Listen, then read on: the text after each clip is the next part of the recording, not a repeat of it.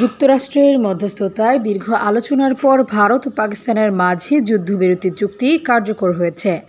দীর্ঘ ৪৮ ঘণ্টার প্রচেষ্টায় এই যুদ্ধবিরতির ঘোষণা দেন যুক্তরাষ্ট্রের প্রেসিডেন্ট ডোনাল্ড ট্রাম্প। পরে ভারত ও পাকিস্তানও অবিলম্বে যুদ্ধবিরতির ঘোষণা দেয়। তবে ভারতের অভিযোগ, যুদ্ধবিরতি লঙ্ঘন করছে পাকিস্তান।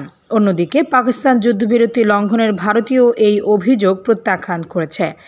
দেশটি বলছে তারা যুদ্ধবিরতি বাস্তবায়নে প্রতিশ্রুতিবদ্ধ। একই সঙ্গে ভারতের বিরুদ্ধেও যুদ্ধবিরতি লঙ্ঘনের অভিযোগ তুলেছে পাকিস্তান। রোববার এই তথ্য জানিয়েছে সংবাদ মাধ্যম আল জাজিরা ও দ্য নিউজ ইন্টারন্যাশনাল। সংবাদ মাধ্যমটি বলছে, পাকিস্তান রোববার ভোরে এক বিবৃতি জানিয়েছে, ভারতের সঙ্গে স্বাক্ষরিত যুদ্ধবিরতি চুক্তি বাস্তবায়নে তারা পূর্ণ নিষ্ঠার সঙ্গে অঙ্গীকারবদ্ধ। এর আগেই ভারত পাকিস্তানের বিরুদ্ধে যুদ্ধবিরতি লঙ্ঘনের অভিযোগ তুলে পাল্টা হামলার কথা জানায়। বিবৃতিতে আরও বলা হয়, যুদ্ধবিরতির সফল বাস্তবায়নে যে কোনো জটিলতা সংশ্লিষ্ট পর্যায়ে যোগাযোগের মাধ্যমে সমাধান করা উচিত। একই সঙ্গে সীমান্তে অবস্থানরত সৈন্যদেরও সংযম প্রদর্শন করা জরুরি।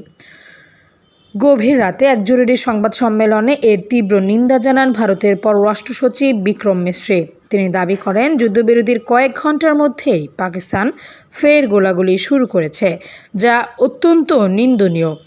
এর জন্য সম্পূর্ণভাবে পাকিস্তান দায়ী।